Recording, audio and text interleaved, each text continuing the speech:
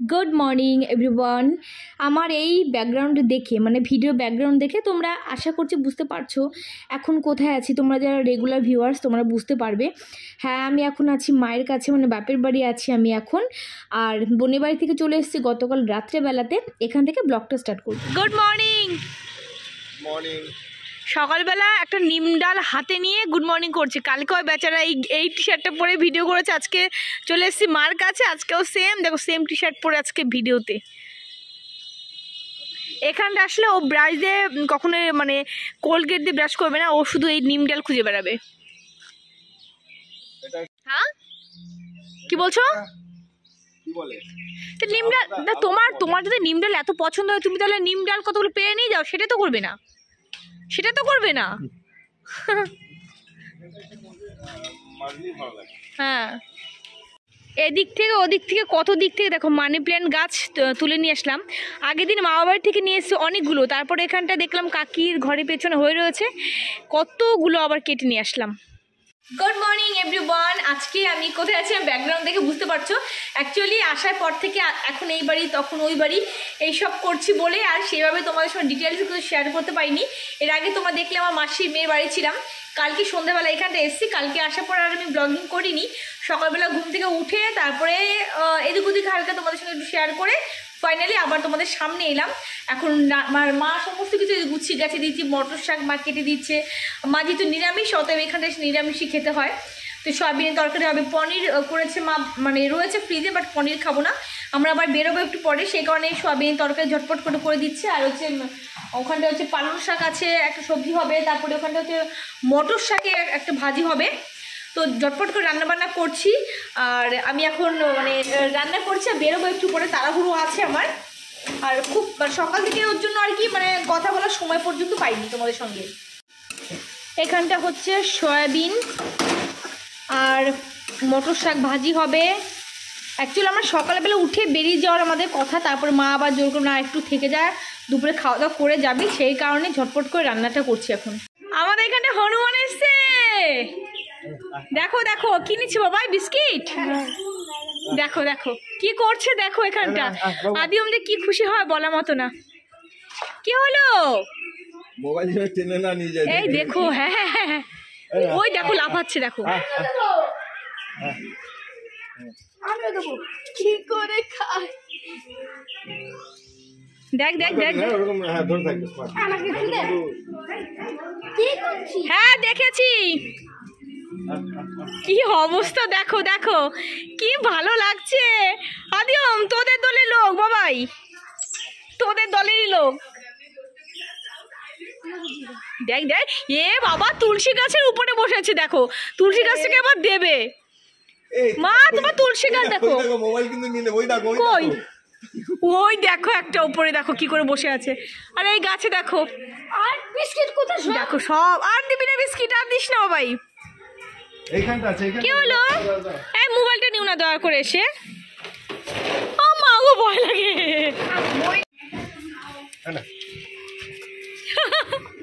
ওই দেখো, আর ওইভাবে দিস না ক্যাচ, ওইভাবে ক্যাচ নিতে পারবে না, বিস্কিটগুলো নষ্ট হবে। ওরে বাবা রে, দেখো কি অবস্থা এদিকে। নে নে বিস্কিট দিচ্ছে, নে নে নে। অ্যাকচুয়ালি ও নামবে, দেখো দেখো দেখো কি সুন্দর, দেখো কি ভালো লাগছে। জয় হনুমানজি, জয় হনুমানজি, জয় হনুমানজি, জয় বজরং। দেখ কি সুন্দর নিচ্ছে, দেখ দেখ। এ বাবা গাছের উপরে পড়েছিল বিস্কিটটা, গাছটা ইয়ে করে তারপর নিল। নর্মালি নর্মালি দিও, নর্মালি নিয়ে নেবে।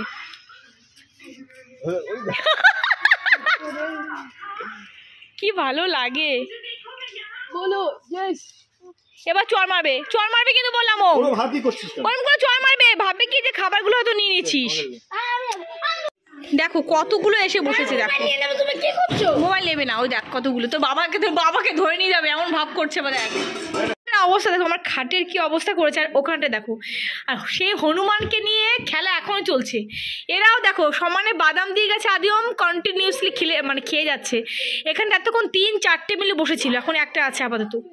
আর যত বিস্কিট ছিল, দেখো দেখো আরেকটা এসছে, যত বিস্কিট বাদাম ঘরে যা যা ছিল মোটামুটি রুটি সব কিছু দেওয়া হয়ে গেছে, এখন এখানে বসে আছে দেখো। মানে কন্টিনিউ ওরা যাবে না, আদিম যতক্ষণ বসে থাকবে। আর এই যে এই বাবু বসে আছে, আর ওরাও সমানে বসে আছে দেখো, কি সুন্দর লাগে। তুমি বাবা বললে, তোমাকে দেখো দাঁত দাঁত দেখালো। আবার বলো, আবার বলো, আবার বলো, ওই দেখো কি অবস্থা দেখো, পুরো পাগল পাগল অবস্থা, পুরো ঘর বাড়ি। মানে একদিনের জন্য এখানটা এলে মাকে পুরো পাগল করে খেয়া দিও, মানে আমারও কিছু করতে ইচ্ছে করে না, যেটা আর কি হয়। আর হনুমানের অবস্থা তোমরা একবার দেখো, কন্টিনিউসলি হনুমান ওখানটায় ওই যে বসে থাকবে, মানে যতবার আসে না কেন এই করে এরা। পুরো 1 প্যাকেট বিস্কিট কালকে ঢালা হলো আর কি কৌটোতে, মেরে বিস্কিট সমস্ত বিস্কিট দেওয়া হয়ে গেছে, রুটি দিয়েছে 3টে চিড়ে চিড়ে, বাদাম ছিল প্রায় 200 গ্রাম মতো বাদাম, সব দেওয়া হয়ে গেছে। মোটামুটি যা পাচ্ছে সবই দিয়ে যাচ্ছে ঘর থেকে। তারপরে ড্রিমল্যান্ড বিস্কিট সেটা খানিকটা দেওয়া গেল, মোটামুটি সবই দেওয়া হচ্ছে। আবার দেখো বসে আছে আর খেলছে, কি সুন্দর। আর একটা ঝুলছে দেখো ওখানটা, কি অবস্থা। তোমার কাছে নড়বে না আজকে দুটো, দেখো।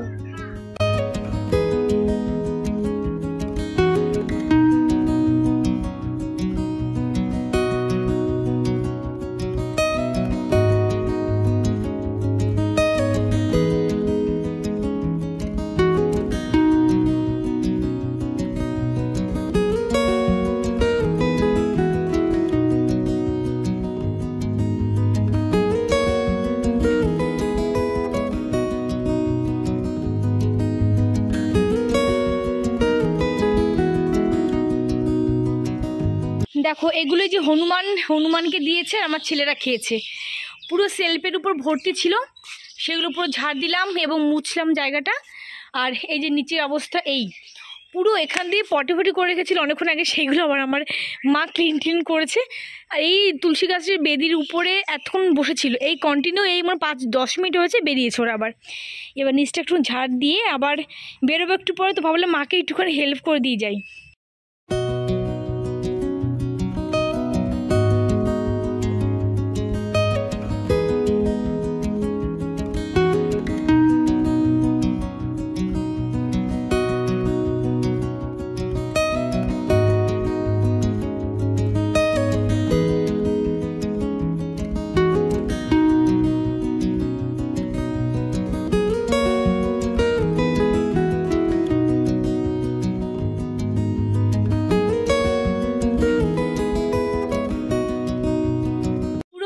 পাগলি লাগছে, সকাল থেকে শুধু দৌড়াদৌড়ি করছি, একবার এই বাড়ি একবার ওই বাড়ি, যেটা হয় এখানে আসলে। দেখো আমার ছেলে পুরো রাস্তার মধ্যে, মানে আদিম পুরো সাইকেল চালাচ্ছে, পুরো লেডিস সাইকেলের সিটে উঠে চালাচ্ছে, অবাক আমি দেখে। দেখো আদিমকে দেখাই, সারাক্ষণ এই যে এইভাবে খালি পায়ে খালি গায়ে মানে কন্টিনিউসলি ঘুরে বেড়াচ্ছে। একবার বারবার করে জামা চেঞ্জ করে দিচ্ছি, প্যান্ট চেঞ্জ করে দিচ্ছি, কারণ পুরো একদম নোংরা হয়ে যাচ্ছে। ওই মাঠে গিয়ে, মাঠ তো না, ফাঁকা জায়গায় গিয়ে খেলছে, ওই বাড়ি গিয়ে খেলছে, ওই বাড়ি গিয়ে খেলছে, সারাক্ষণ শুধু এই করে বেড়াচ্ছে আদিম। বাবা কামড়ে দেবে কুকুর, বাবাই ওরকম কেন করছো, কামড়ে দেবে, চলে আসো ভেতরে আসো, আমরা একটু পরেই বেরোবো, চলে আসো। আর এই যে হচ্ছে আমার মা, দেখো শীতের ঠেলায় কত কিছু গায়ে দিয়েছে। এখানে খুব শীত, আর আমরা যখন ওখান থেকে আসলাম ফ্যান চলছিল রীতিমতো কলকাতায়। এখানে আসার পরেও দেখি প্রচুর ঠান্ডা, মানে 2 দিনের মধ্যে ঠান্ডাটা বেশি আরও পড়েছে এখানটা। বাড়িতে গিয়েও আশা করি দেখবো ঠান্ডা আগের তুলনায় বেড়েছে।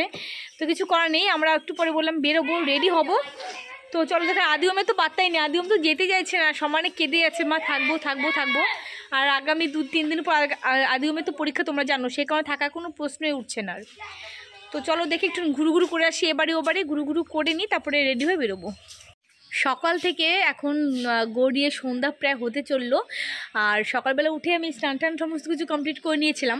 আর তোমাদেরকে দেখালাম যে এখানটা বাজে কী অবস্থা হচ্ছিল, ঘরে অবস্থা বাজে হচ্ছিলো হনুমানের ঠেলায় আর আদিমের জন্য আর কি। সেগুলো ক্লিন করে দিলাম মাকে একটুখানি।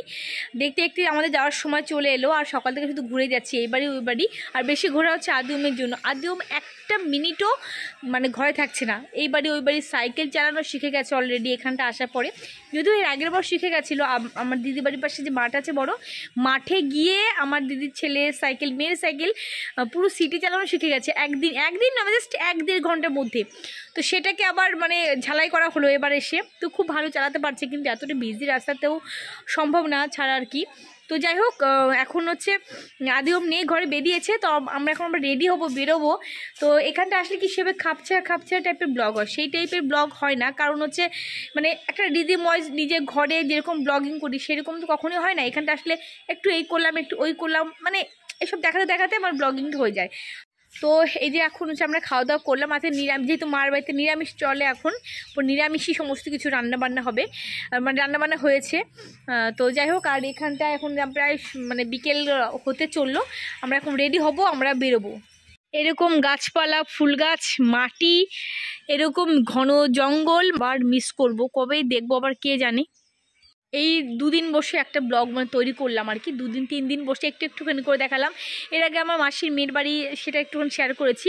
তো এটাই হয় এখানে আসলে, মানে ধারাবাহিকতা ব্যাপারটা থাকে না। তো চলো আজকে ব্লগ আমি এখানে এন্ড করছি। আজকের ব্লগ আমি কখনোই বলতে পারি না, কারণ যেহেতু 2-3 দিন বসে ব্লগটা আমি কন্টিনিউ করছি। তো 2-3 দিনের ব্লগ আমি এখানটায় আমি কন্টিনিউ করা বাদ দিলাম, মানে এখানে এন্ড করছি। এরপর থেকে শুরু হবে নতুন আর একটা ব্লগ, কারণ বাড়ি যাবো একটু পরে, তো সেই ব্লগটা তোমাদের সঙ্গে শেয়ার করবো। তো চলো আজকে এখানটায় শেষ করছি। সবাই অনেক ভালো থেকো, হ্যাপি থেকো, টাটা।